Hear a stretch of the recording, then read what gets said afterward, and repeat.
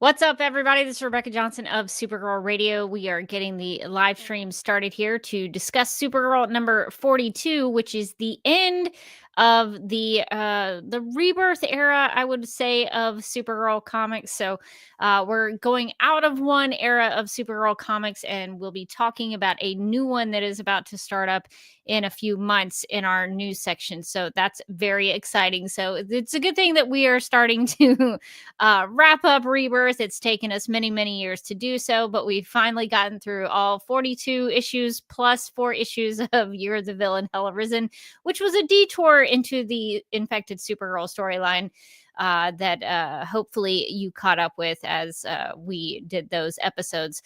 So we'll be talking about that. We have also some news about the Supergirl movie with Millie Alcock, and there's not only a new Supergirl comic book title, there might be a crypto comic book title that we'll be talking about as well. So I see you down there, Morgan. Are you ready to go? Okay. Yes. So we're saying goodbye to the old era of Supergirl comics and maybe getting into a new one. R.I.P. Rebirth.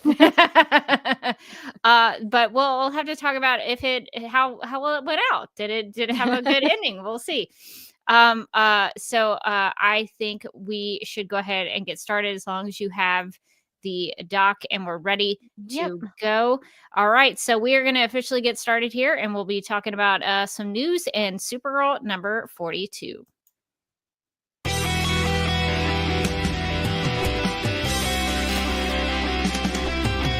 McGurk! I love typing. Not mess with my Google Docs, Meeksy. Supergirl Radio is going live every night of the week. How do you like it? Is becoming a human burrito a plus or a minus? I don't know. It does seem snug. I mean, they say you are what you eat. Kira. I love that. So I do a podcast called Supergirl Radio, and one of our segments is Lena Luthor, Boardroom or Ballroom. Because she looks like a boss in this coat.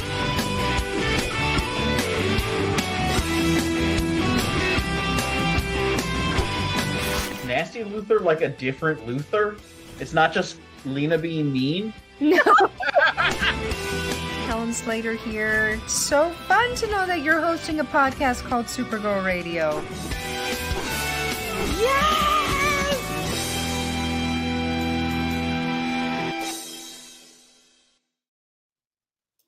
Welcome to Supergirl Radio Rebirth, your source for Supergirl comics that started with DC Rebirth. My name is Rebecca Johnson. I'm Morgan Glennon. And for this episode of the podcast, we are live and wired to review Supergirl number 42, which was written by Jody Hauser with art by Rachel Stott. Chris Peter was the colorist. Tom Napolitano was the letterer.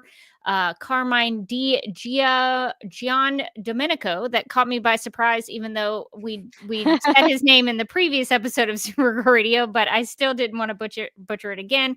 But Carmine Gian Domenico and Ivan Placencia did the cover. Derek Chu did the variant cover. Bixie Matthew, I'm not sure, was the assistant editor. Brittany Holzer was the editor, and Jamie S. Rich was the group editor. So this is the final issue of the rebirth era of Supergirl. So we'll be talking about all of that and how this era went out with some bangs. I think there were some bangs that happened in this one, so kind of went out with a bang. But first, before we get into all that, we need to get to the news.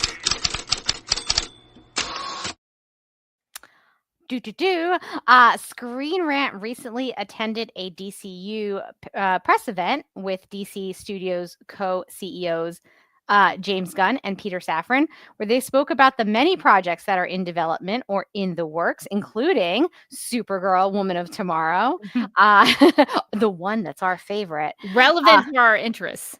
A little bit. When speaking about Supergirl, Woman of Tomorrow, Gunn revealed where the current status of Alcock's DCU film, stating that they're midway through filming. He also said, "It's been an extraordinary experience so far. The script was one of the first things that we greenlit when we got here. Anna turned in a marvelous first script that just kept getting better. She's been a blessing, and Craig Gillespie was a dream for me. I, Tanya was one of my favorite movies, and he has been everything that I would hope for a director on a big project like this when working with him as a studio head," which is weird to say, but I love working with him.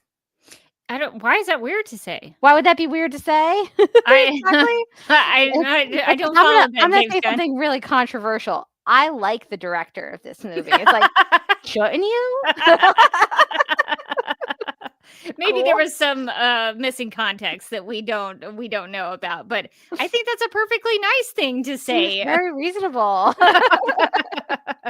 So yeah, that's the latest update that we have from the Supergirl set. It seems like things are chugging along as they get through the shooting of Supergirl, Woman of Tomorrow, or whatever they're going to call it. That's just the working title we're going with because it's based on the book. So we'll see if there's any more going on, but it sounds like everybody is optimistic about things, which is nice. It's good to hear that the Supergirl movie is moving along and people seem to be enjoying it. So I'm glad to hear that.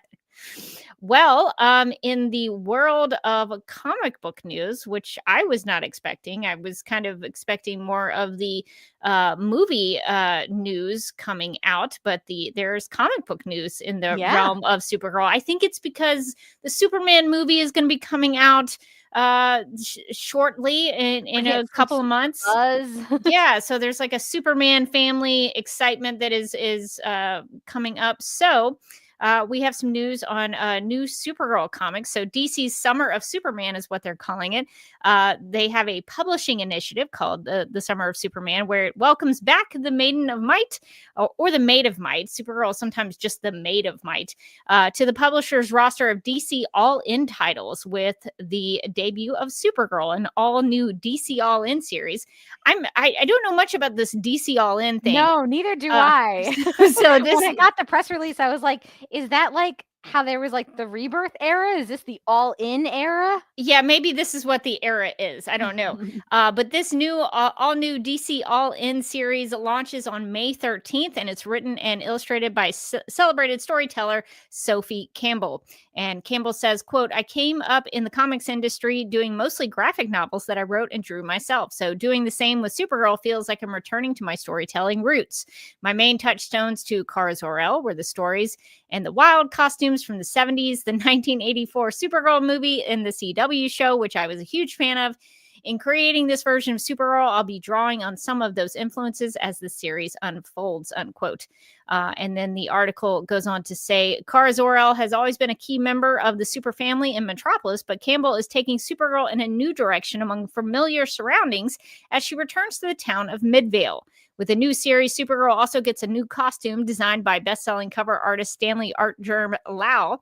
Supergirl's fresh look will be spotlighted on the Supergirl #1 main cover by series writer Campbell, a cardstock and foil variant by Art Germ, as well as variant covers by Bilquis Evely, Pablo Villalobos, Joshua Middleton, and W.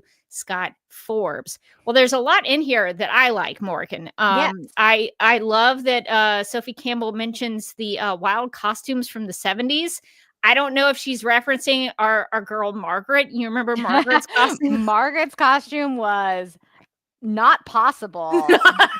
Not functional at all. We liked her energy. So I like that there is a reference to those kinds of wild costumes. I mean, I'm just assuming when she says wild costumes from the 70s, she's definitely talking about Margaret's costume. We got to be talking about Margaret. I feel like it has to be that. But she also mentions the Supergirl movie and the CW show, which we are also big fans of as well. So it sounds like she's going to be not only taking influence from those past stories, but also doing something new with Midvale, which I think is really quite exciting. So, and also it sort of seems like it might be sort of a contained story. I don't know if it's... That's sort of the vibe that I get from reading this. At the very least, I like that she's sort of the seems to be the overwhelming voice on this. She's the artist and she's the writer. So I feel like some of our issues with, say, the Rebirth era was the wild swings when a new writer would just take over a sort of midstream. And I get the impression that she's coming in with a real vision. And if it is a more contained story, like she's got a beginning and a middle and an end in mind, that's usually a little bit more enjoyable as a reader at the end.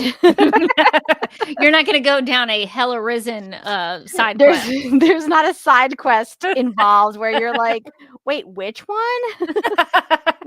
Yeah, so that sounds really fun for me, and I know fun for us here on Supergirl Radio. So we'll have to, it's a good thing that we finished Rebirth, or we are now finishing Rebirth. Timing. Yeah, so we can get right into another Supergirl run. So we might have to switch our schedule a little bit. We had some things planned, so we'll have to see what we need to do in the meantime. They threw a wrench in the old sketch, but but I will accept it for new Supergirl comics. So I'm like, okay, fine. If you have to give me more Supergirl, I'll take it. That sounds really fun. So we'll have to be covering that as well when it comes out.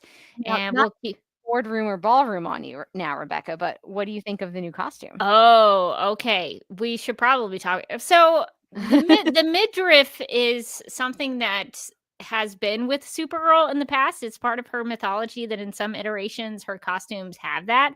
I don't particularly love it.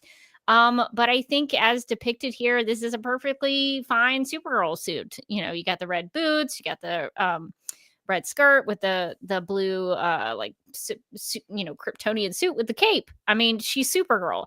And the Art Germ variant cover has, the big gold belt. So that, I mean, this is all, it says, visually Supergirl. So I have no real issues with it. I just don't love the midriff personally. Yeah, the midriff's not my favorite either. I think when I was reading one of the press releases or something, somebody mentioned when they were conceiving of the new costume, they were thinking of like athleisure, like kind of like active wear. Okay. And I can definitely see that inspiration. It does look like something that like you might wear to the gym, Yeah, she's going for a workout. Yeah, except for the big boots. So I agree. I'm not also crazy about the midriff. I do like that it kind of has like a little bit of like cars hitting the gym. Like she's just out and about. She's going to make a Target run after this. So do we think that the athletic wear would make her more aerodynamic It might. Maybe. Who knows? Who can say? I do see the influence in some of the images that they released alongside the press release. So I could see it. I'm not like crazy about it, but it also is not reinventing the wheel where I'm like, oh, what is this? What are they doing? Like the New 52, for example. That was like, it was too much. with the New 52. I was like, no. I don't remember what that one looked Oh, like. look it up. I don't love the New 52 like at all. The New 52, oh, yeah, okay, it's like you yeah. have gone too far with this. This is Yeah, this is not g- she's got like pants. Wait, are those pants? Is that her legs? I feel like I mistakenly thought that those had to have been pants, and now I'm starting to understand that maybe they're not. Yeah. So sometimes there are Supergirl suits where I look at it and I'm like, immediately no. I No, thought we've got to Supergirl trash. was powered by the sun. Like those legs look like they have not seen the sun in a very long time. That's like the color on my legs. I was like, oh yeah, and the white pants are kind of cool. Uh-oh. Yeah, so it's not that level Yeah. of suit for me. So I think it's a very It could be perfectly worse. reasonable Supergirl suit. So I'm not crazy about it, but like it's Supergirl. So I'm fine with it. Yeah, it fits into her, like, all of the different suits that she has. It's not like reinventing the wheel. It's not going way out there. Although I was promised wild Supergirl costumes from the 70s in the press release. I know. So I'm expecting Margaret's will be in there at some point. Wouldn't that be so fun if some artist was like, for this issue, we're just gonna go full Margaret. We're doing this is for you, Margaret. I would love that so much. Call back. If you don't know what we're talking about, there was an issue in the 70s where DC Comics did take costume design suggestions by readers and fans. And so there was I don't know how old Margaret was, but Margaret drew her version of a Supergirl costume, and it didn't seem like it could be a thing that a normal human woman would wear. You certainly couldn't move in it. That's for sure. You have to stand very still. But it's legendary on Supergirl Radio. So we love Margaret's costume. It will forever live on in our memories and our hearts. So we'll see if that ends up, if wilder costumes come throughout this, or if we're just going to go with the costume that we've been presented thus far. But exciting stuff. New Supergirl title. I can't wait. Speaking of other exciting stuff, DC's Summer of Superman plan also includes a new 5-issue DC all-in comic book series, Krypto, The Last Dog of Krypton, by writer Ryan North and artist Mike Norton. Krypto, The Last Dog of Krypton, is set to debut on June 18th and delivers a heartfelt and moving view of humanity, good and bad, through the empathetic eyes of the ultimate outsider, a poor lost dog who just happens to have superpowers. Krypto's origin has always been done at kind of a high level, said North. The little guy starts out on Krypton, ends up on Earth, and helps Superman fight crime. The chance to really define Krypto, to show what a little lost dog would go through if he landed all alone on a strange alien world named Earth, was really enticing. And I also fell in love with the idea of treating Krypto as the actual dog he is. He doesn't talk, and we don't cheat by reading his thoughts in balloons either. Mike Norton's art captures exactly what needs to be said in every scene. Through the 5 issues of Krypto, The Last Dog of Krypton, Krypto explores Earth in search of his family, finding himself lost and alone on our alien world, and with strange new superpowers quickly coming in. Krypto begins traveling the strange planet he finds himself in the middle of, always on the trail of his lost friend, Kal-El, a being now better known as Superman. Krypto, The Last Dog of Krypton, #1, will have a main cover by Jay Lee and a variant cover by Dustin Nguyen. That sounds probably right. I'm close. Yeah. So, Morgan, I know we have talked about in the past that it would be fun to have a Krypto comic book where he doesn't actually, there's no rough, there's nothing. It's just all visuals of his face and his emotions. So, how excited are you that there's a Krypto comic book? Like, does it feel like maybe like DC is listening? I mean, The possibly. Because first off, we're getting a new Supergirl series. Yes. And now we're getting a Crypto series. Yes, we have talked about how fun it would be to have like a day in the life of Crypto as a dog. And that sounds like exactly the series that we're getting. There's art of him cuddling with like what looks like baby Cal. It's going to be so cute. I'm almost as hyped for this one as I am for the Supergirl one. They can go in conjunction. I know it feels each like other. it makes me a little bit of a bad Supergirl fan, but like I'm hyped for Crypto. We all know Crypto is a very good boy. And I like the idea of them having him be like just like a dog. Like he's not gonna talk, you're not gonna see his thoughts. He's just gonna kind of walk around going like rah, rah, which sounds delightful. So this is going to be really fun. So I think there's only going to be 5 issues, though. I guess you really can't stretch that out to like 1,000 issues. That might be tough. Tough. I think we should get like Crypto Rebirth. It should just go on and on. He should go up into space, fight Vorgel Zar, come back. At some point, he meets the Omega Man. Yes. He meets the Omega Man. He tracks down Eliza Danvers' arm. Like there's so much he could do. Still, I would still read that. I would still Me too. 100% read the comic book title.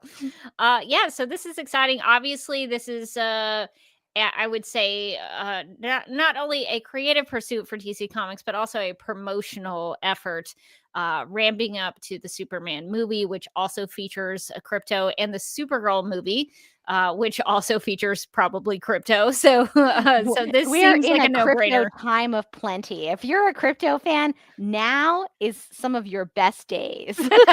What would you call this? Like the Kryptonescence? The Kryptonescence. I think we're in the Kryptonescence right now. We are. So everybody should enjoy it. These days may not come around too often. So this is the time to get excited. It is his time. You should get all in for whatever this is. All in on these titles. I guess I get it now. Yeah. So the DC All In comic book series with the Superman family seems to be something that is coming along. I don't know. So Supergirl is coming out May. What did we say? May 13th.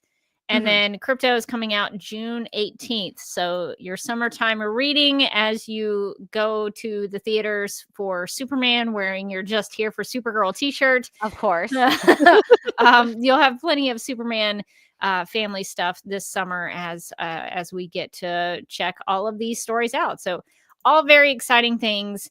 Lots to look forward to, and we will cover them as they come out.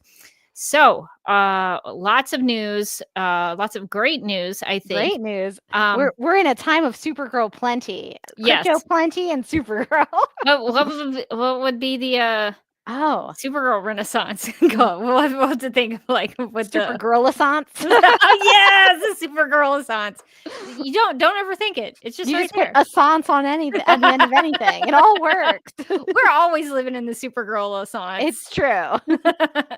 So lots of fun stuff to look forward to. Well, Morgan, I think this is a very momentous episode of Supergirl Radio. We finally reached the end of the DC Rebirth era of Supergirl. It has taken us, I don't know how long, but We've done it. many years it's taken us.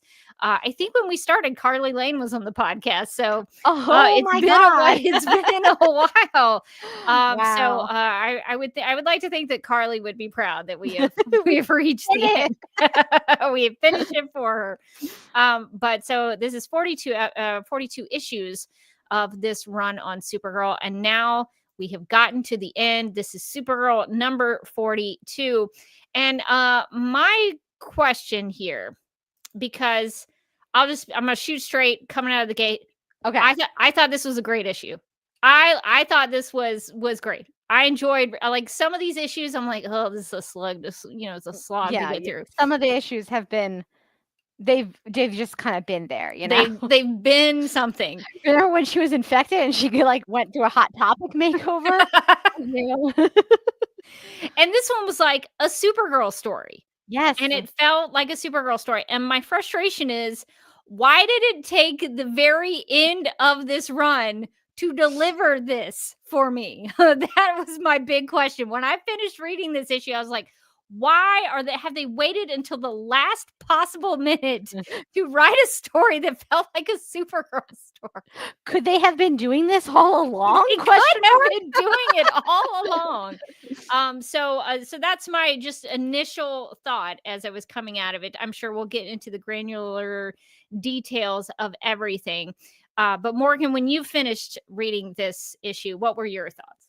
I had very similar thoughts to you. I really liked this issue, and I did find myself going like, this is not what a lot of Rebirth has been like. Not at all. And it felt like it was a very nice way to end the series. I feel like it was a really nice like ending note for Supergirl. But it was just so strange to kind of after having read all of Rebirth, the ups and the downs, lots of downs, up and then down again.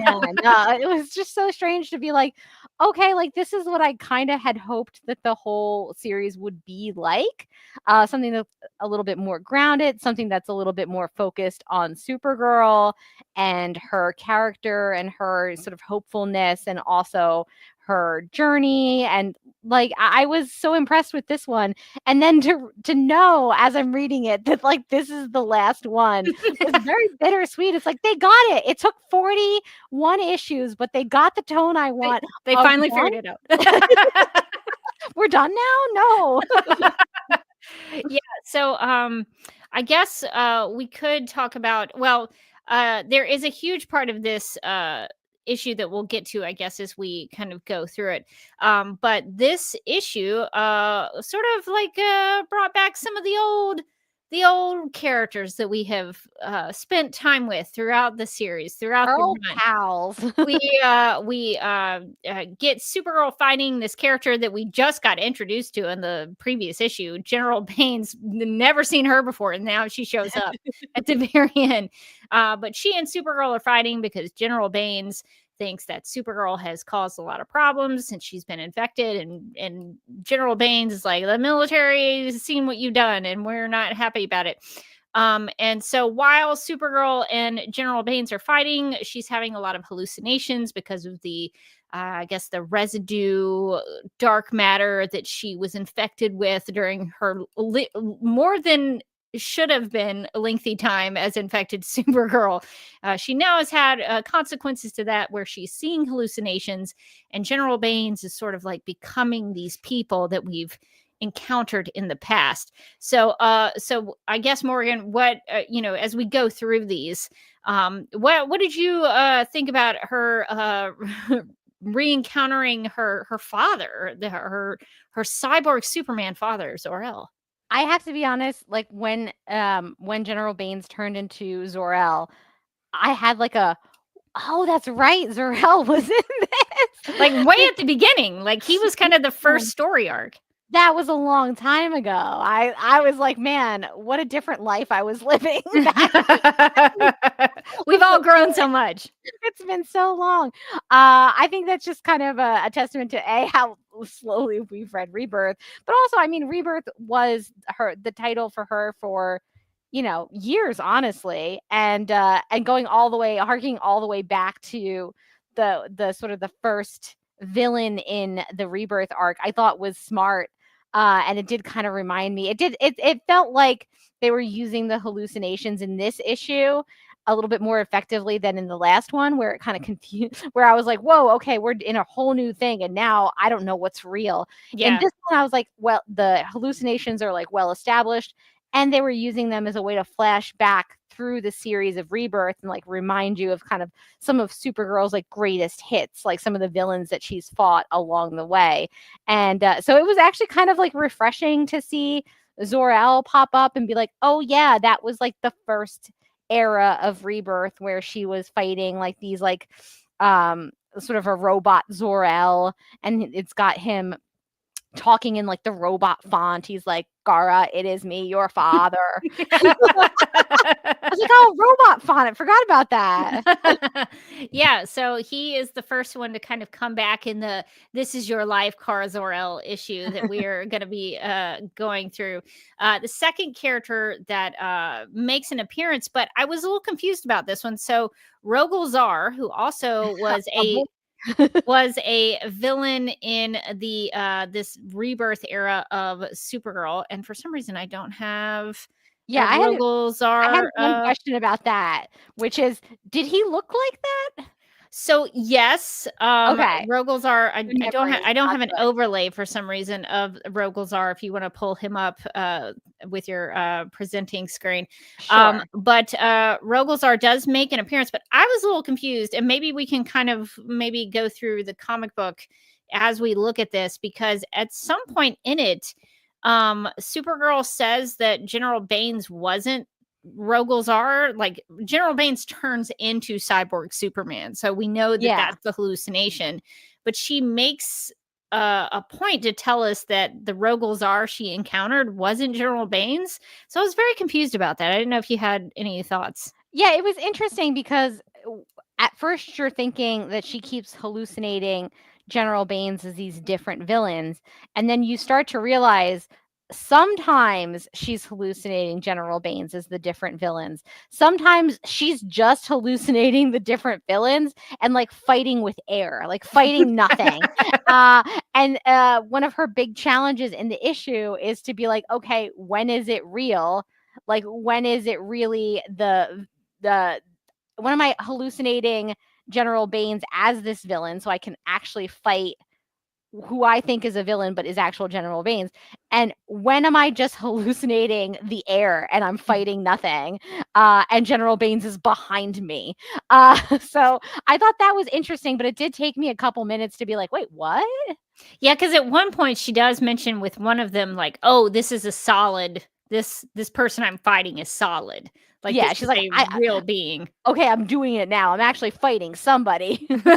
Not who I think it is in my mind, but it is an actual physical person. So I guess Rogol Zar is kind of just like a hallucination. She's fighting in the air then? She's not actually... It seems like it, yeah. She's like not actually doing anything. And you kind of see like she gets hit like in the back or something by General Baines, and she's like, yeah, the illusion wasn't her. Yeah, the illusion wasn't her. Like, okay. So that was slightly confusing to me. Supergirl says, I need to figure out which hallucinations are distortions of the enemy and which are just ghosts. So that was kind of an interesting like little wrinkle that they gave to the fighting, I thought, which like it was confusing at first. And then when they explained it, then I was like, okay, this is kind of fun because now we don't know if she's fighting General Baines and seeing General Baines as like Director Bones, or she's just kind of like General Baines is off to the side and she's just like pew pew pew to like to the air, and General Baines is like, uh-oh. It's worse than I thought. Uh-oh. And speaking of which, you mentioned Director Bones. Our boy. This was maybe the highlight of the issue for me. This was like my clap line in the issue where I was like, yes. I just stopped and applauded. I was like, he's back. Well, and what I thought was so effective with the way they did it, because in this one, General Baines does turn into Director Bones. That's how I was reading it, because there's a panel where General Baines is sort of holding out her hand with the, she's in the Lexo suit type of armor, and she kind of holds her hand out, and then it cuts to Director Bones holding out his hand with the cyanide sweat glove. Yes. And I was like, that's perfect. It's perfect. He's wearing a sharp suit. He's got his cyanide glove. So that's a perfect Director Bones cameo, because it's just very character correct for him. He didn't have a cigar though, I don't think. Well, maybe he's like trying to get healthy, you know. He's like, I'm trying to eat less red meat. I'm cut back on my cigars. The cyanide sweat is still a real problem for me, but you can't win everything. It really only affects other people, so it's not really a I'm health not concern for super me. concerned. But Director Bones also was in several issues of this Supergirl run. He famously stared at a picture of himself in a newspaper. I have a framed photo of that. A framed photo of him staring at a framed photo of himself. It's the closest I have in my house to Inception. So the Director Bones stuff, even if Rebirth was like I don't know what the word is for it. Even when it was not kind of coherent, and maybe I had some issues with some of the things that were going on, the Director Bones stuff I was always interested in. I'm always all in for Director Bones. Honestly, I think the cheat code for me as a superhero fan is that if you had Director Bones in every issue, I would have no complaints about Supergirl Rebirth, even if it was bad. Yeah. Even if it was bad, but Director Bones showed up every day just chomping on a cigar, saying like, "What's up, guys?" I'd be like, actually pretty great issue. Yeah. That would be the highlight of every issue for me. So I was glad to see him return in this because he was kind of in some of those early issues as well. So getting the props he deserves. Yeah. So we're still kind of digging through some of the early issues here in this run. And then also a character that I had 100% forgotten about. Okay. I forgot so much about this character that I was like, this character definitely hasn't been in this run. And I was going to ask you about it. I was like, I have no memory of this character, which was Starshame. Where did Starshame come from? So this is why it's good for me to make notes in my Google Docs, because I definitely had to search for them. So Starshame appeared in Supergirl number 17. So if you forgot about her, like I did, you would not. I think that's perfectly normal, because issue 17 was quite some time ago. But in that issue, they kind of go, and she only showed up, I think, in one issue. And she had another name as well. So I guess like her supervillain name was Starshame, but she also went by Decelia. And this character was close to her parents, who accepted her for what she was. These are all my notes, by the way. When her parents died in a space car crash, she sought revenge on those she blamed for their deaths.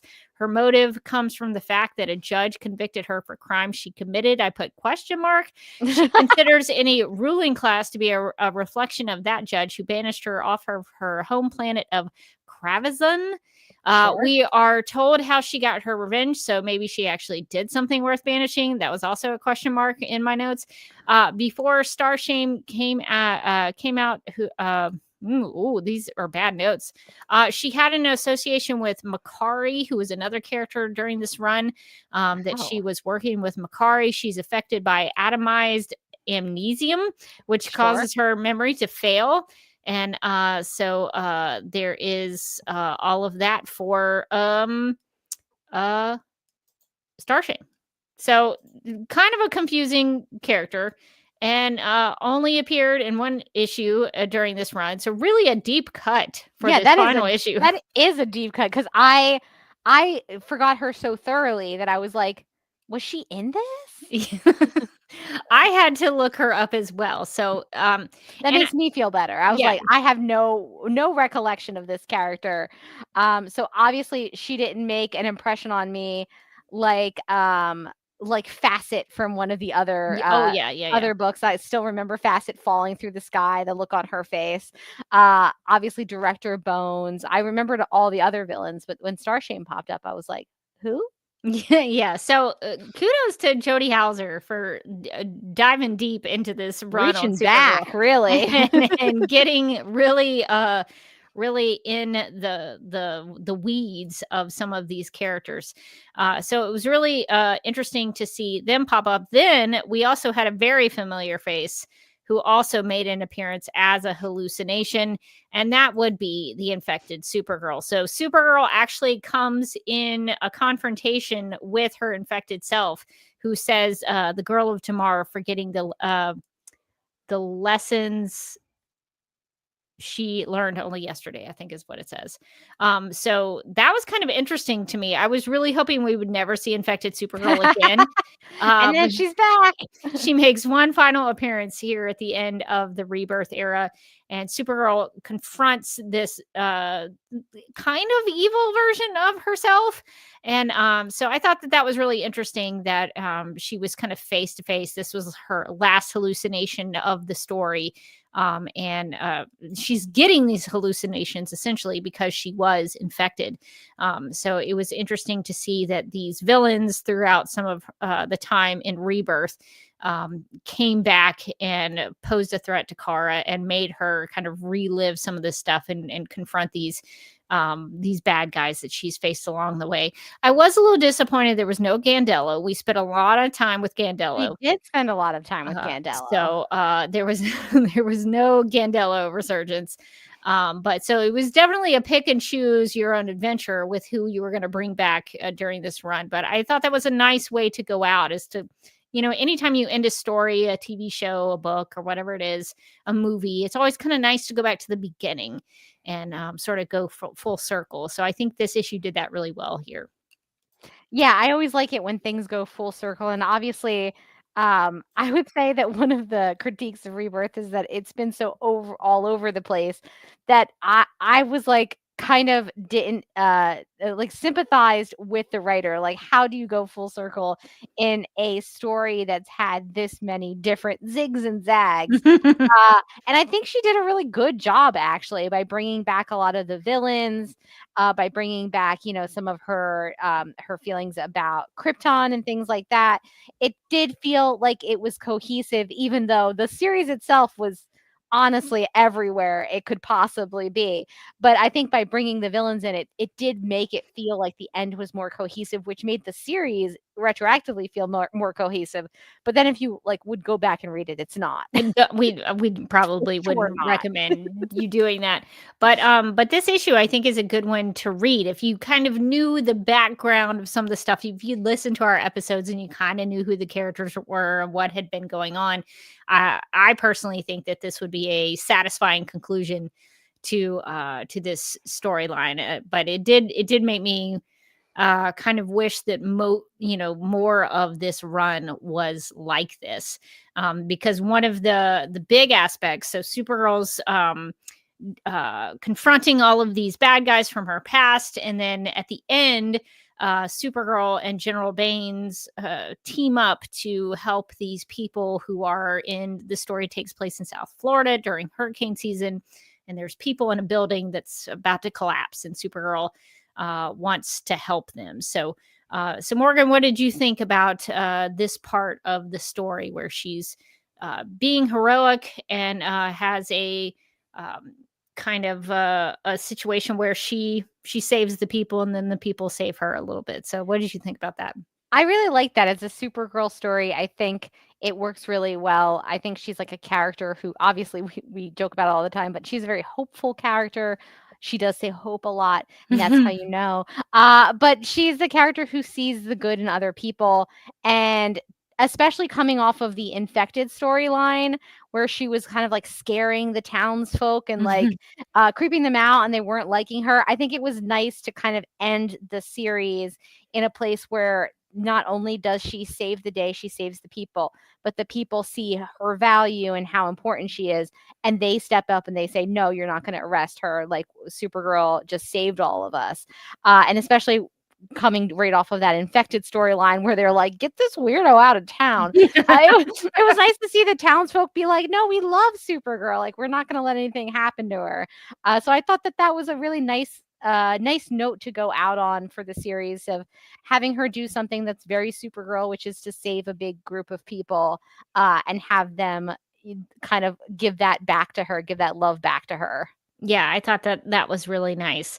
I guess she does escape the clutches of General Baines. Like, I guess General Baines, even when the people were like, "Hey, don't arrest Supergirl," would General Baines, would she have done it anyway? It seemed like it, but then the people were like, "No, we'll stand in front of her," and they're like, "Well, can't say anything about standing in front of her." So, the part of the issue that made me laugh a lot is that General Baines' suit seems to have some sort of flying functionality, Mhm. and Supergirl is like, "I have to save all of these people in this building." And General Baines is like, "Good luck. I'll be watching." And I was like, "Girl, your suit flies. Why aren't you saving any of the people in the building? Like, why don't you pick up a couple of kids or something and fly them out of the building? Why are you just like sitting by in the sky watching Supergirl do this instead of helping in any way whatsoever?" She's just like, "I'm going to help by managing from the back over here." Okay. The only thing I would offer up in an explanation for that is that the issue makes a point to tell us that the suit that General Baines is wearing is powered by kryptonite. So it would have been Oh. not to say that General Baines couldn't have done things by herself. She just couldn't have helped Supergirl. If they were Good teamed point. up, Okay, they thank could you. not have done that. But That help but actually. General Baines could have done other things that were not close to Supergirl to help these people. I think that's still very possible. I also really liked there's a point where I can't remember if this is towards the end or if it's in the beginning where Supergirl tells Crypto to she tells Crypto to like go off and be safe, and Crypto puts his little paw on her arm like, "No, no. No, no, no. Yeah. I'm here with you." And she's like, "Okay, Crypto, I guess we'll do it together." And I thought that was so sweet. I think it's when she's fighting with General Baines, but I thought that was such a beautiful Crypto moment of him being like, "No, no, you still need me. I'm in this I'm in this fight with you as well." Yeah, paw on the leg or The whatever, like paw on the paw on the arm. I was like, a single tear just goes down. Yeah, she makes a point to say that Crypto knows that something's not right with me. He sees that she's having these hallucinations and that she couldn't do it on her own. She would need help because she's having all of these problems. So I thought a lot of the Crypto stuff in this was actually very good. And I did make note because, there's a lot of people, with the Superman movie coming out with Crypto, a lot of people are like, yeah, that's Superman's dog. But there have been many comic books where it is very emphatically stated that Crypto is Supergirl's dog, just like in this issue where she makes a point to say my dog. So I just want to put that out that maybe Crypto is not just Superman's dog. He is also Supergirl's dog, and she's very protective of him. And at one point, she kind of grabs him to protect him and says, what monster attacks a dog? So I thought that was really nice, especially because General Baines was like at the very beginning of this issue, really kind of abusing Crypto in a way. So, I didn't like how General Baines is like holding Crypto by his little cape. How dare you? not great. How dare you hold a fancy dog by his cape? So it was nice to see Crypto step up for Supergirl, but Supergirl also protected him. So I think that was really sweet in this issue. So yes, I had a quick question. Yes. Okay. In the description for this issue, it says General Corvid has come for our hero, which is so interesting because that is not her name in the issue. Oh, okay. So I didn't even read the description like I normally do. So let's go ahead and read it while we're here. It says the description for this issue reads, quote, "Deemed a threat by the U.S. military, Supergirl is now a wanted villain. General Corvid has come for our hero, and she won't give up until Kara is gone for good. Meanwhile, the superstorm rages stronger than ever while hundreds remain helpless against it. Can Supergirl prove that she's the hero the people once believed her to be, or will she let everyone down, including herself? Find out in this pulse-pounding series conclusion," unquote. Ooh. So you are 100% correct. It says General Corvid. Yeah. So that is not the name of this general. They make it very clear in the previous issue and in this issue that her name is General Baines. Yeah, that was seems like a typo in the description there, because at first I was like, wait, did they maybe not name her in the last issue and then they like changed their mind at the last minute? But no, we had a whole conversation about how her name was General Baines, like Bane from Batman. Right. So We did joke about that. I wonder if General Corvid was the initial name that they went with, and then maybe it changed. So Mind the Gap says in the chat, the solicits are apparently written like 3 months ahead of time. So that's why they sometimes are not consistent. Yeah, I bet they initially had her named Corvid. Oh, would it have been a play on COVID? Oh, yeah. I think this was in 2020. Two on the nose. Both too soon and too on the nose. Two on the nose. Always So Kara fighting General COVID. I bet that's what that was. That's bet probably. you. Yeah, They're probably like just give the general like a temp name, like what's happening right now, and then they just never took it out. The publication date for this issue was June 30th, 2020. Oh yeah, I bet you in the house at that point. I think General Corvid was a play on General COVID, and they probably changed it because they were like, "No, that's stupid. We're not." They're like, you know what? Nobody wants to think about this. It's really depressing. Like nobody wants to like be fighting General COVID. So yeah, they probably wanted to have Supergirl fighting COVID, and that was probably the little closest they could. Punching them. But I bet that's what that is. I think I think we solved that mystery. If we ever get a chance to talk to Jody Hauser, that's our first question. They're like, General COVID, what happened? Was it General COVID? Wait. You can tell us.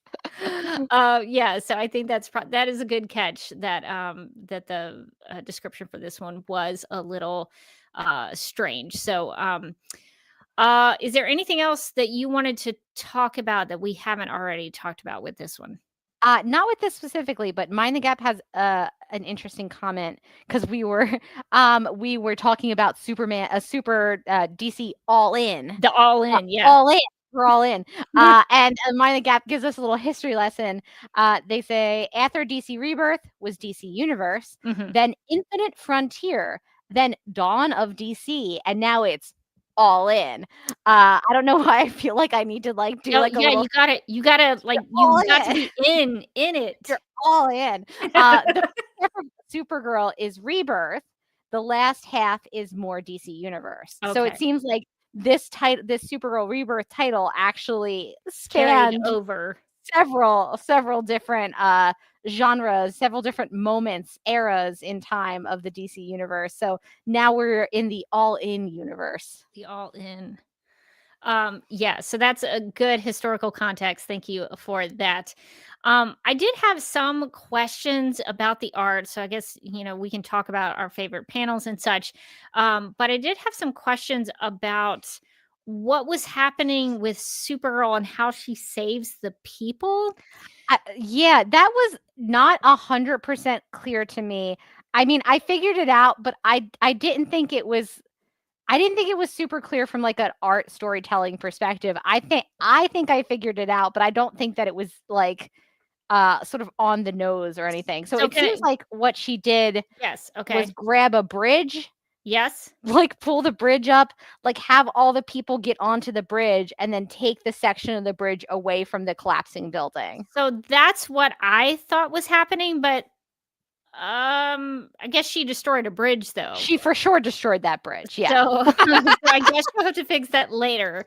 But it is useful because then everybody can load onto the bridge and she can take everybody down at one time. But I just wanted to make sure I understood, because that's what I thought was happening, but I wasn't totally sure. So I appreciate you going through that with me. Yeah, I kind of wish there had been like one line of dialogue where like maybe even General Baines is like, but the bridge, and then she could have been like, that's just property, these are people. Yeah, because they do have her say that, but it's unclear like when they have her say that, it's unclear what she's even thinking about doing. It's just kind of like a shot of a bridge, and I'm like, what am I supposed to? Okay, so I think it would have been maybe a little bit helpful to have like one line of dialogue that just kind of reinforces, yes, she's like destroying this bridge to save all these people. Yeah. So, okay. I just wanted to double check that. And then there was another part of the art that I was kind of like, don't exactly know what happened here. So there's a part where it's after General Baines turns into Cyborg Superman and Crypto. So General Baines is about to like go after Supergirl, and then Crypto does something. He does like a crack. And I don't know if he's like, does he attack General Baines and that flings her into the air? I wasn't fully understanding what Crypto does in that sequence. Do you see Yeah. the part of the comic I'm referring to? Yes, I was going to ask you about this Oh, this okay. this part too. The thing that I thought it might have been, and I'm not sure that this is right, is that like Crypto went around the back of General Baines and like hit her from the back and like sort of threw her out of the way. Because it like you see Crypto going like "Rrr, rrr," and then you see Kara say Crypto no, and he kind of goes off to the side, and then you see in the next panel he's like coming around behind her. Oh, okay. So that's the only thing I can think of, but that wasn't like immediately clear what was happening in this one to me either. Yeah, I'm pretty sure he connected with General Baines somehow because Yeah. she's like in the air. Like he flies through something where he like there's a big crack. So I assume that that's where he makes contact with General Baines. But I was kind of unsure as what was happening. Yeah, that was the other like part where I was confused about. I was like, okay, like I get what we have some action here. Crypto is saving the day. I'm not sure I could 100% with 100% confidence tell you how he did that though. Yeah, Like I could guess. I could be sort of okay, maybe, but I wouldn't. I wouldn't stake anything on it. most of the art is really, really good in this. But there were some instances with the action that I kind of struggled with. So I wanted to make sure to ask you about that, just to make sure I wasn't reading the wrong thing there. Did you have any favorite panels or pages about the art? I really liked it when Director Bones showed up. Very classic Director Bones panel. I really liked, I think I talked about it before, but when she's about to fight, what she thinks, I think it's I think it's Baines at that point, but he looks like our boy Rogolzar. And she tries to tell Crypto to go away. And there's that one Yeah. panel of Crypto's little paw on her arm, like, no, girl, I got this. I really liked that as well. And then like the next panel, she's like all ready to fight and Crypto is growling. I was like, Crypto's the best. Yeah, that's a great shot because she's in her fighting stance with the cape blowing in the wind and the rain.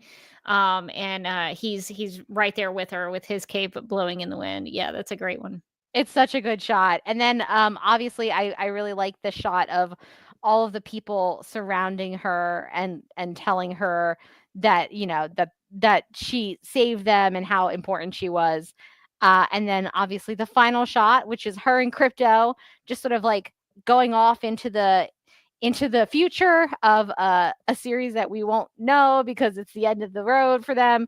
It But says there's, never like, the end though. it's never the end, really. If you're a Supergirl fan, you could always imagine that there's like another planet with somebody named Gandello that she's gonna fight. But I like the sort of like the lightning behind her, and like Crypto looks tired, which I think is especially funny touch where he's kind of like panting. He's like, oh my god, and it's like never the end. And Crypto's like, I want to take a nap. Yeah, I wanted to be the end.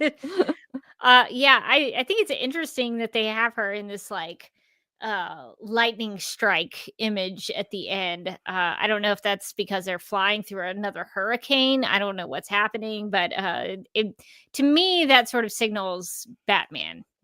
But they're in a storm, they're in a hurricane. There's a lot of weather related things in this. So I think it's probably it makes sense. I don't know if it were my comic book, and I hate to be that person who's like whatever they wanted to do, whatever. This is what I would do. But if you're gonna have a story take place during a storm where things are, you know, obstacles and the hallucinations and fighting, and everyone is going through all of this turmoil, at the end, maybe the sun starts to shine. maybe the clouds move out of the way and the sun comes out, and Supergirl is in like a sunny situation. Maybe that's cliche, and that's probably why they didn't want to do it. But I kind of thought that would have been a better way to show like the arc of the story, kind of ending on a very Supergirl moment for her to be there when the sun comes back out. But that's just the cheesy thing I would have done at the end. No, I agree. I think that would have been nice, and it would have been like an upward moment for her character right after she sort of had this like triumphant moment of saving everybody, and then it would have been like, the sun has come out, the storms have passed. I would have liked that, I think, a little bit more than the really cool lightning, which was like a nice design choice, but maybe not as thematic as it could have been. Yeah, it's the Supergirl version of the Dark Knight Returns. So that's kind of an interesting choice there at the end. But I liked a lot of those panels there at the end with her and Krypto with the sun and breaking through the glass and all or maybe it's wood. Are they breaking through a roof? Really sure what they were breaking through. Did they need to break through something? Are they just doing it randomly? They're in the sky, so I don't know what they're breaking through up there. What are they doing? Are we all just in a simulation? Is that what she's trying to tell us? Is it like a Truman Show situation? I think it's a cool visual, but it's like, what are they gonna go back and fix that later? So like, what does that mean? whose roof is this? Like what is happening? I don't know. So there's some cool panels with Supergirl and Krypto at the end. But I think some of the stuff kind of earlier on with Director Bones and Krypto, I think that was kind of where the art was shining for me. So I guess Morgan, as we reflect on our time with this rebirth / DC Universe era, what are your kind of thoughts about how it went out? I liked how it went out, actually. I think that and this is not always the case, but the ending was probably one of the strongest parts of Rebirth, which is surprising, especially because it essentially had like 2 issues to wrap up. I wouldn't even know where to begin to wrap up Rebirth, if I'm being honest. I wouldn't know where to begin. Like, what do you address? Everything was like kind of left hanging. Every storyline in Rebirth is kind of dropped like 80% of the way finished. There's no Ben Rubel. There was no more Cat Grant. There was no more Eliza Danvers in her hand. There was no Leviathan. Leviathan never came back. Leviathan never comes back into play. There was never any more. Did she have like a brief love interest at one point? She did. Besides Ben Rubel's, it was like up in space. What was his name? He was like a guy who was like charming her. He was like a Brainiac 5 character who wasn't Brainiac 5, and I cannot remember what he was like, the son of Gandello. Yes, that guy. I don't remember whatever happened with him. On his name. We're just gonna have to take a moment and figure out what his name was, because that's gonna bother me if we don't. Zinder Cole, I think. Zinder Cole. I just googled son of Gandello. I was not sure what I was gonna come up with. But Zinder Cole is actually one of the first search results. So good. Yeah. Yeah. So there were a lot of things that were unaddressed and will never be gone back to ever again. So I guess you had to pick and choose as a writer which ones you thought were the most thematic for the Supergirl character and how you would go about wrapping up her story. So I actually I think some of these issues with Jody Hauser, I don't know, we'll have to look and see if she's written other Supergirl stuff, but I would not mind a Supergirl series written by Jody Hauser. Some of these issues I think are really strong in terms of the characterization of Supergirl and the tone of things and the fact that they were like cohesive stories. I would actually be interested in seeing more of a long form attempt by her and see where she would take the character. I agree. I also think she was kind of given a thankless job coming right out of the Infection story arc, which took over, the Supergirl book. And then coming right out of that, it's like, okay, you can wrap this thing up. I know it's gone like 40 issues. You got 2 to wrap this up. I know every 5 or 6 issues, it's a completely different story. Just wrap up whatever you feel like. And the fact that it felt coherent, it felt like a good Supergirl story, it felt like a good wrap up to Rebirth. I think like I was just very impressed because I do not think that was an easy job, and I do think that both of these last 2 issues have read very much like Supergirl stories, and also as a good ending to Rebirth. They really, she really respected what came before and gave, those moments their due, all the villains and things like that, to kind of remind you of the different eras of what Supergirl has been through in the run. And I thought it also never lost sight of her as a character and like what she brings and her heroics. And, even her backstory and her history, she kind of talks about, maybe I don't necessarily fit on Earth, but it is my home. And I thought that was like a really nice place to leave the character. And it was a really nice place to sort of even bring the character, because Rebirth has been a little bit hit or miss on how Supergirl focused it felt versus whatever happened to be going on at the time. Like sometimes it lost the character in all of the, whatever, if we're in space, we're infected, whatever is going on. Sometimes the Supergirl character got a little bit lost. But I thought in these like last 2 issues, there was a really good attempt to have that, anchor back with Supergirl. And I thought, it was like, oh yeah, I would read it. I would for sure read a Jodie Hauser version of Supergirl, because it feels like she's got like a pretty good take on the character. And she seems to like the character, which I think is the most important thing when writing a Supergirl story. So, yeah, I think it wrapped up really well. I guess the question, though, that we have to ask, that Stanley put in the chat, was this a 10 out of 10 series? Oh, the whole series? No. No. In fact, I would say that this felt less to me like one series and more like 5 or 6 series in fair. a row that were, and I think my critique of them is that it felt like most of them were never really ended. Like the story would trail off and then it would just abruptly jump to a different thing. And you were like, oh, we're done with that stuff now. Okay.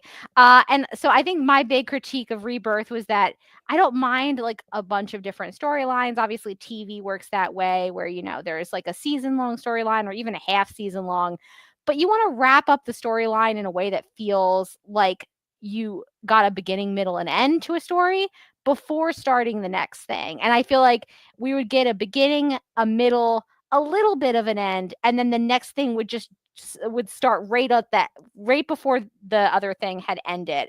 And so I felt like it kind of made it feel a little choppy and incoherent, where one thing would just start and then you would never hear about her friends back home again, and then you would see them for a second and then never again. Like we started out the series with her parents and with Ben Rubel. And then at some point, Ben comes back and kind of Kat is referred to again. Her parents come back, but then they're dropped again and never heard from again. And there's no resolution on that. So it's stuff like that where it's like, I know this was a few different writers over a long period of time, but like, I think that some of those storylines, it would have helped the series if some of those storylines had been like put a button on and then moved on to the next thing. That's probably my biggest critique of Rebirth. I do think that they lost the character at certain points where it was like, there's just a lot of craziness going on, but like the Supergirl-ness of it, or like how it impacts her, like what it means to her character, kind of got lost in the shuffle. But I think just having the storylines feel like they resolved before the next one started would have been a huge help to Rebirth. Yeah, I think there are points when I think back on what we've read. I'm remembering. Oh, there was a point during the Rogol Zar stuff where like Supergirl was the Axe Queen or whatever, and she was like yielding. Wasn't she really mad too? Didn't she go through like a rage period? Yeah, I think the Axe like made her mad. Oh, that's right. And so there was like weird parts of this where Supergirl. I think it's fair to say she did get lost in her own title because people didn't really seem to care. Does Bunsen have thoughts on I Rebirth as we I wanted finish to it? give him the floor just in case he had something to say. He said, "What was that? You can tell me." Okay. Okay. Okay. No, I'll tell them. I'll tell them. He said that he expects more Streaky, the super cat. He's seeing a lot of representation for Crypto. And Crypto, he thinks that cats are better in every way. That's what he said. And he thinks that there should be more Streaky. That's what he told me. I think that's fair, Bunsen. I I think would I would fair. like to see more Streaky myself. I think Streaky is an underrated member of the Legion of Super Pets, and I Streaky think didn't even show up in the movie. I was offended, honestly. he should there. And there was like an orange tabby cat at It one was a point. cat, but it wasn't Streaky, and I was mad about that. Why? Why? I don't understand. Why it. tease us that way? Yeah.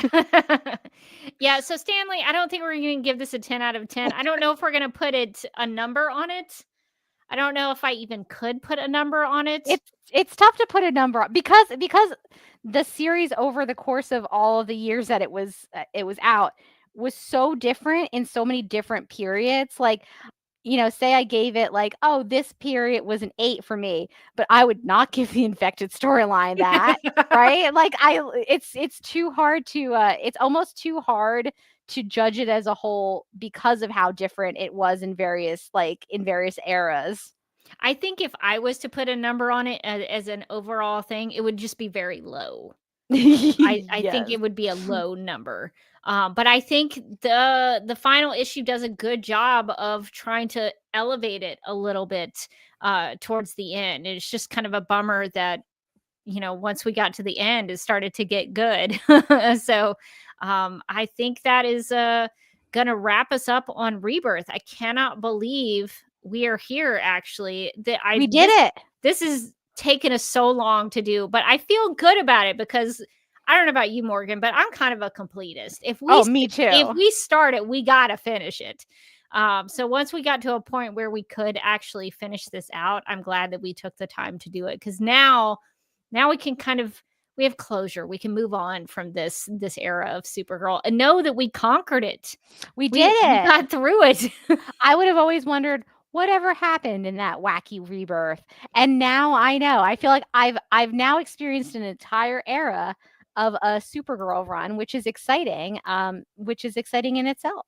Yeah. So if you're just kind of coming into the end with us, we have 42 or 42 episodes of Rebirth plus the 4 issues of Hell Arisen. So go back and listen to all of our various episodes of that and enjoy that for yourself. But I think that's going to do it for this episode of Supergirl Radio. If you would like to contact us, you can post a comment on our website at supergirlradio.com. You can email us at supergirlradio@gmail.com. You can like us on Facebook and follow us on X and Instagram, all at Supergirl Radio. If you like what we do, we encourage you to give us a rating and write us a review on Apple Podcasts or anywhere you listen to podcasts that has the review function. Supergirl Radio is also part of the DCTV Podcast and Multiverse of Color Network, so go check those out. And you can hang out with us normally as we go live and wired on Tuesday nights at 9 p.m. Eastern on the DCTV Podcast YouTube channel. We sometimes will do it on a different date when one of us has a conflict during the week with our schedules. And so for this time around, it's me with the conflict. So we have shifted to Monday just for this episode, but normally we are Tuesday nights at 9 p.m. Eastern. And we also have a TeePublic store. So DCTV Podcast has a TeePublic store. So if you're in need of new DC or DCTV or Supergirl related t-shirts, tank tops, sweatshirts, magnets, tote bags, pens, phone cases, pillows, or stickers, go to supergirlradio.com and click on the TeePublic store link at the top of the page. And since Supergirl number 42 referenced Krypton, we have some Kryptonese designs in the DC TV Podcast TeePublic store. I have to say every single word like it's the first time I've ever pronounced it. It's a lot.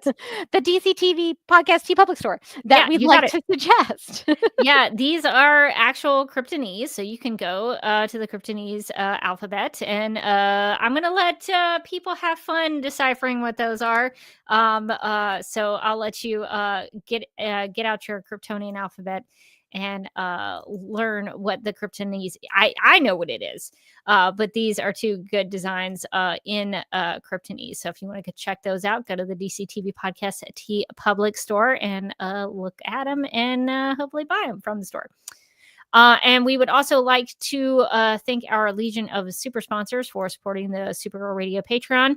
These people are Michael, Anne-Marie, Yvonne, Nicola, Abby, Miriam, Nicole, Brian, Ethan, Majuba, Annie, Rachel, and Kit. If you would also like to become a Legion of Super Sponsor, go to patreon.com/Supergirl Radio.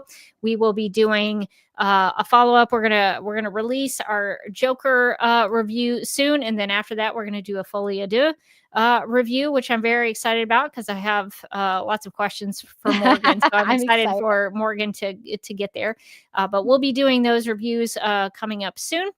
And if you want to enjoy those, we also have a Batman review. We've done a lot of like TV and movie reviews. So if you're interested in that, please consider supporting us through the Supergirl Radio Patreon. Well, if you want to follow me on the interwebs, you can do so on a couple of places. I'm on the social media platform Vero True Social at Derby Kid. That's where I post about what I'm listening to, what I'm watching, and things that I am reading. On Instagram, I am the Derby Kid, where I post the occasional picture and share funny things in my stories. I also have a YouTube channel, Duck Milk Prod, that you can find of personal things that I'm doing. A lot related to the Snyderverse, but I try to do a lot of film analysis over there. So if you're interested in that, you can check me out over there. And I also do a travel blog with my brother at Oasis Brew. And you can find me on the internet at Mojotastic. And you can also find me as a co-host on the Legendary Ladies podcast, which you can find at the Legendary Ladies on YouTube and Instagram, and at Legends_podcast on Twitter. We are hoping to record an episode this week. We're tentatively talking about the new movie, The Gorge, which looks ridiculous. So I am interested to see how it is when I actually watch it. The Gorge. That sounds scary. Is it a horror movie? I thought it might be, but it looks like it's two people. They're protecting a gorge, like a giant gorge. I don't know why they're doing that. It looks like an action movie, and I'm confused about the premise. Okay. So I'm going to go into this pretty much blind. I have not heard it being getting very good reviews. So maybe The Gorge will be the movie that I hope it will be, based on no information whatsoever and just vibes. And you're going to come out like Best Picture for The Gorge. I'm going to be like, you know what? Move over, Conclave. It's The Gorge. That's really exciting. I can't wait to hear about what that movie is about. I'm sure it's going to be great. I hope that it has like a twist that I could not have ever seen coming. That's why I'm staying away from even descriptions of what the movie's about. It's like, you got a gorge, I'm in. You are really going to be experiencing giving it the old experience, like the way it should be. Like when you barely ever go into a movie and be like, I don't know what this is about at all anymore. And like I like if it's possible, I'm gonna do that. You're just gonna let the gorge wash over you. Exactly. What's down in that gorge? I don't know, but I'm gonna find out. I'm excited for you. Thank you. Yeah, that's exciting. Well, I think it's going to do it. That's going to do it for this episode of Supergirl Radio. But until next time, I'm still Rebecca Johnson. And I'm still Morgan Glennon. And we look forward to reading more Supergirl comics.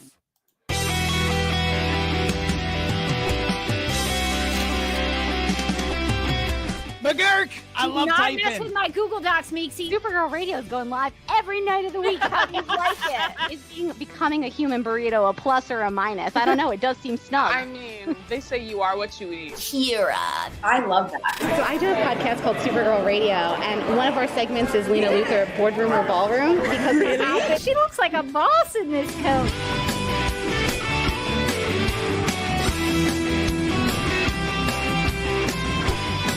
Nasty Luthor like a different Luthor?